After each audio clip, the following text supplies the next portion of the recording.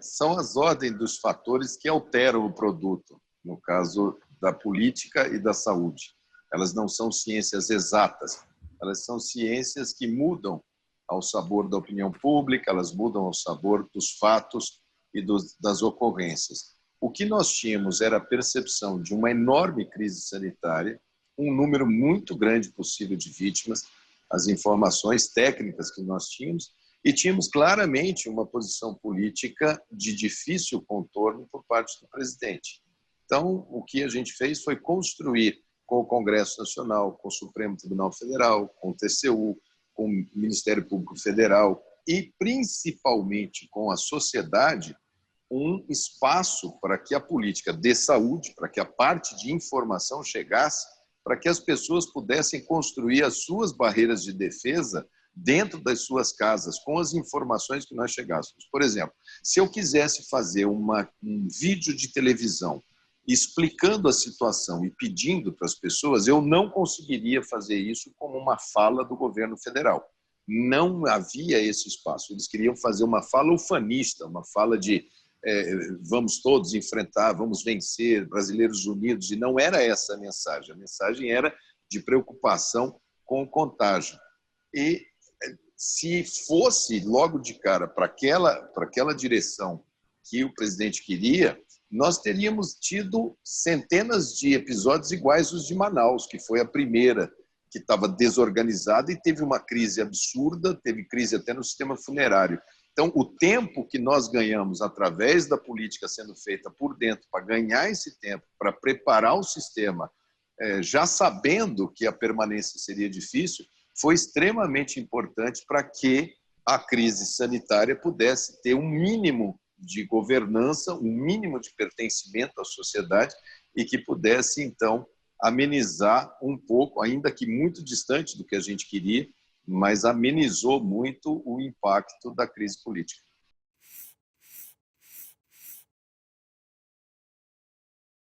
Explico para eles que, olha, na Flórida já está tendo casos, já está muito acelerado, cuidado, eu acho que tem que ter mecanismos de bioproteção, de biossegurança, mas ele se encontra com o presidente Trump, eles fazem um jantar lá em Mar-a-Lago, confraternizam, volta de lá o avião presidencial daquela comitiva, logo na sequência aparece uma série, inclusive o secretário de comunicação, Weingarten, é o primeiro que cai doente, e o presidente volta de lá, ele e o Trump com uma visão muito similar da doença. O Trump coloca o Mike Pence, que é o vice-presidente dos Estados Unidos, e tira do CDC, que é o órgão americano equivalente, vamos dizer, para doenças infecciosas, passa uma sensação de que ele tem uma solução, que ele tem tipo uma bala de prata, e introduz a cloroquina. E o presidente volta com a cloroquina e tratando o assunto como uma doença menor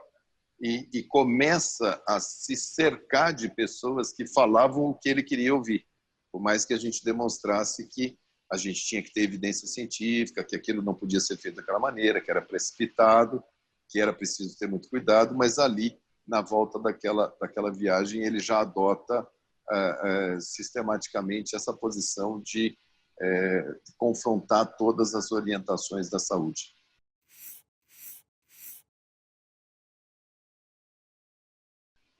Eu tinha receio porque eles não usavam, eu me lembro que eu insisti muito para ter um frasco de álcool gel na antessala do presidente. Eu falava, coloquem um álcool gel aqui para as pessoas lavarem as mãos. O presidente é um homem de muito contato físico.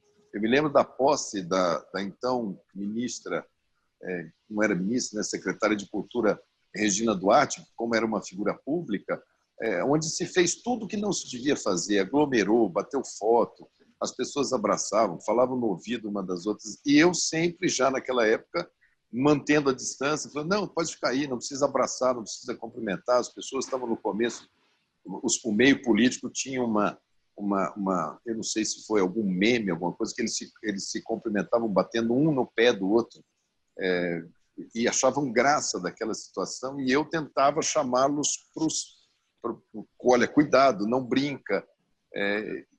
Eu sempre tive assim, sempre guardei o distanciamento, sempre fiz o máximo possível de precaução, levava álcool gel comigo. No começo não tinha em todas as mesas, mas quando começou a ter caso dentro do palácio, aí eles organizaram o álcool gel, organizaram as coisas. Mas realmente o modo de convivência que a gente tinha no Ministério da Saúde, por exemplo, a gente tinha um plano, se um determinado secretário nacional adoecesse, quem falaria no lugar, se o ministro adoecesse, quem entraria no lugar. Nós tínhamos um distanciamento de 2 metros, nós tínhamos canecas próprias, canetas próprias, cadeiras próprias, as reuniões obedeciam uma certa lógica de biossegurança, e lá no Planalto não. Lá eles demoraram muito tempo até introduzir isso. Eu tinha mais receio, muitos dos pares eram pessoas já de idade, pessoas com mais de 60, 70 anos, e a gente tinha receio, eu tinha muito receio. Supremo Tribunal Federal é uma corte de pessoas com muita idade, grupos de risco muito expressivo, então a todos eles eu levava, externava essa preocupação de todos ali se blindarem. E dentro do Ministério da Saúde, que tinha uma creche antiga lá, nós transformamos essa creche em 4, 5 quartos, porque a maioria da equipe que ficou era de gente de fora que não tinha família. Então, se alguém adoecesse, ficaria dentro do prédio do Ministério da Saúde, nesse anexo que tinha essa creche. Então, ali naquele momento, quando você visita um lugar desse e fala assim, se você ficar doente, você vai ficar aqui, aí se você passar mal daqui, você vai para um hospital, aí ali você cai a sua ficha pela gravidade da doença.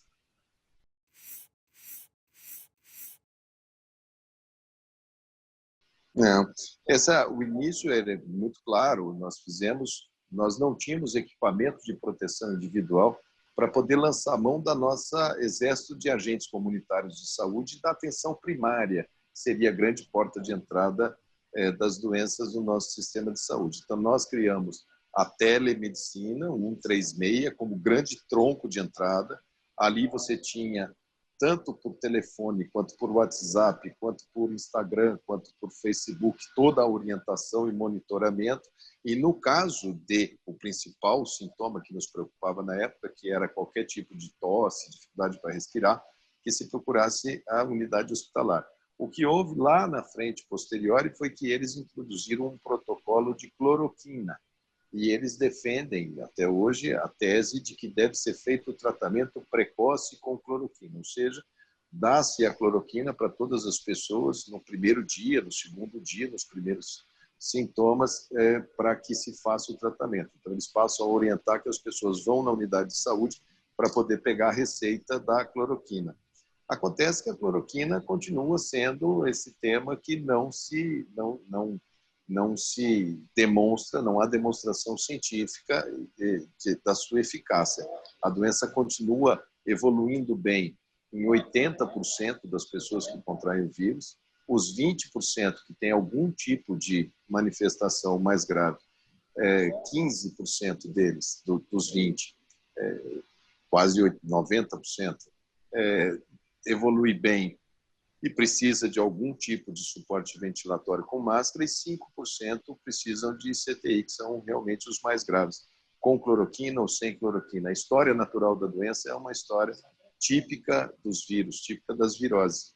Então, eu acho que naquele momento era acertado, e a cloroquina vai ficar esse debate até o dia que a ciência elucidar completamente esse tópico.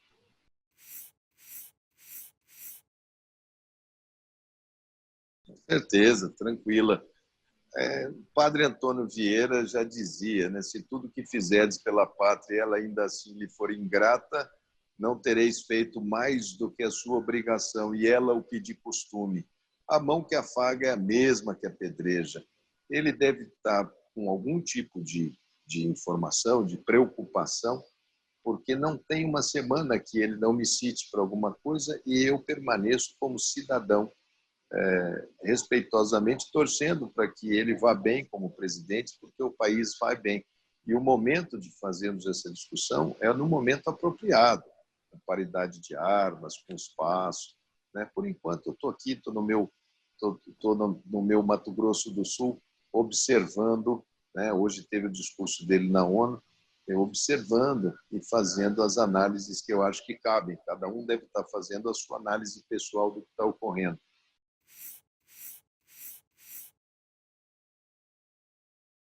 A gente tinha, basicamente, naquela época, países que não fizeram nada e tiveram tragédias. Nós tínhamos países que tinham feito, como a Nova Zelândia, um enfrentamento absoluto, praticamente fechado o país, era uma ilha. A gente sabia as dificuldades do Brasil, 17 mil quilômetros de fronteira seca, com países pobres das Américas, portos e aeroportos muito abertos, com pouca capacidade de fiscalização. Eu ficava no intermediário entre o Wanderson e o Júlio Kroger. E eu achava que se nós fizéssemos aquele enfrentamento duro no início e a população se apropriasse das medidas de prevenção, a gente ficaria mais próximo dos números do Wanderson. Eu achava que se o Brasil deixasse o barco correr, como queria o presidente, a gente ultrapassaria muito mais o do Júlio Kroger.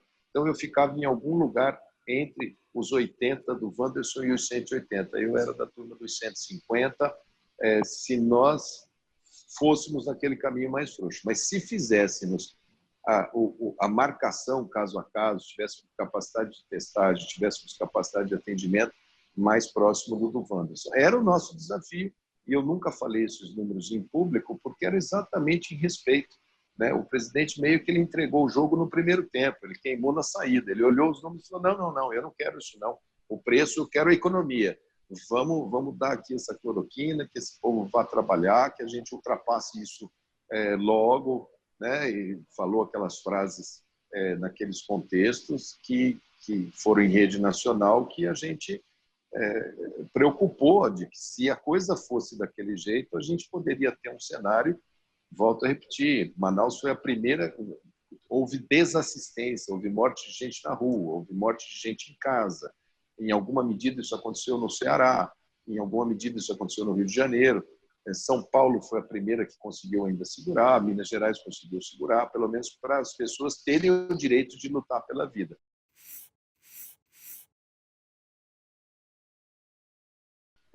Se você lê a Peste, do Camus, se você lê a história das epidemias, você vai ver que sempre tem quem alega ter o remédio. Isso faz parte da natureza humana. O ser humano ele quer acreditar que tem alguma solução. Isso é natural. Como você tem uma virose que 80% das pessoas ou têm formas leves e nem sabem que tiveram a doença, descobrem num exame, como se fosse uma loteria, e tem aqueles, que a grande maioria, que se tomar cloroquina vai sarar, se tomar aspirina vai sarar. Minha filha teve essa doença 2 semanas atrás, tomou Novalgina, sarou, tem 27 anos. Então, você tem uma doença que cura por si mesmo, é muito tentador para esse pessoal que fala, eu tenho uma solução, porque de cada 10, você acerta 8. Então, é muito agradável. Agora, quando faz o estudo duplo cego, que fala, eu vou dar 100 para 100 pacientes, eu vou dar esse remédio, para os outros 100 eu vou dar farinha. E vou comparar os dois. Com a mesma embalagem, ele vai achar que ele está tomando um remédio, para a gente ver o efeito placebo. E o resultado da história natural é igual, esse é talvez uma das coisas mais fáceis de você esclarecer se funciona ou não funciona, é você fazer um estudo com essa natureza que foi feito e não demonstrou nenhuma eficácia. Inclusive um grande estudo brasileiro também que foi feito com quase 1.000 pacientes, duplo cego, randomizado.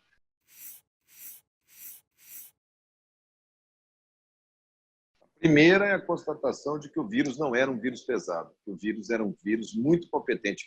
Até anteontem, saiu uma nota técnica dizendo que ele pode ser transmitido por aerosol, que ele pode estar no ar, que não seja só gotícula. Até isso ainda estão discutindo. Mas essa era uma informação preciosa para a montagem de cenários, porque ela seria ela é diretamente proporcional ao tempo que ele chegaria aqui.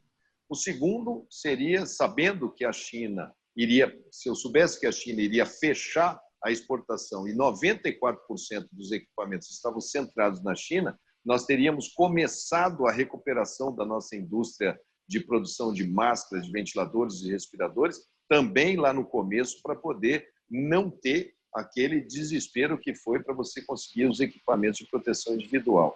O uso de máscaras, cada vez que eu viajava e encontrava os asiáticos, eu os via de máscara por aeroportos, muitos deles achavam um exagero. Mas quando nós começamos a estudar, saiu publicado naquela semana anterior àquela fala do Ryan, saiu publicado um artigo, se não me engano, foi no New England, sobre o uso da máscara e a redução em 17% no ambiente de dentistas. E aí nós, por analogia. Agora, a máscara é interessante a sua pergunta, porque a Anvisa ela tinha parametrizado o que era máscara e ela só admitia máscara descartável. Ela não admitia mais a máscara de pano, que eu, quando me formei médico, a gente usava máscara de pano para operar, porque não tinha descartável. Elas eram esterilizadas, lavadas com sabões químicos de lavanderia hospitalar, e a gente usava roupa de pano, gorro de pano e máscara de pano. E eu batia nessa tecla, vamos usar a máscara de pano, vamos liberar. Não, mas aí tem que saber, porque precisa de uma autorização da Anvisa. Chegou até a hora que a gente passou por cima da Anvisa e fez uma orientação direta do Ministério da Saúde para que as máscaras de pano pudessem ser adotadas. Eu gostaria de ter começado ela mais cedo também. Acho que ela poderia ter sido de mais utilidade.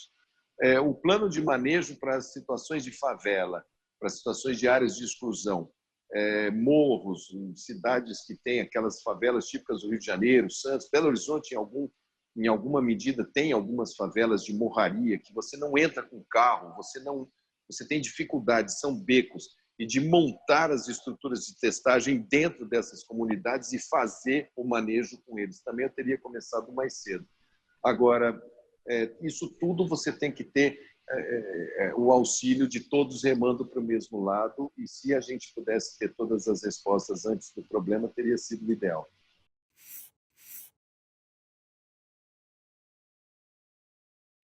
Onde eu vou estar em 2022, eu não sei, política é destino. Eu nunca planejei na minha vida, na minha curta vida pública, eu fui direto para deputado federal, eu nunca fui prefeito, nunca fui vereador, nunca fui deputado estadual, eu fui por inconformismo da baixa representação da saúde no Congresso. Em 2014 eu não queria ser candidato, me colocaram, eu fui reeleito. Em 2018 eu falei, não, eu não quero me candidatar, porque eu tenho medo de ser reeleito mais uma vez. Então, o que vai ser de 2020? Eu não esperava nunca ser ministro da Saúde, fui convidado, exerci com a coerência que eu achava que eu tinha que exercer, e em 2022 vai ter uma grande eleição no Brasil. A única coisa que eu sei é que deputado federal, que eu já fui por 2 mandatos, eu não vou me candidatar, isso eu tenho certeza. O resto eu quero discutir. Agora, quero sair dessa polarização, que eu acho que ela, uma se nutre da outra. É a turma do Bolsonaro falando, vote em mim, senão o PT volta, e a turma do PT falando, vote em mim, senão o Bolsonaro fica.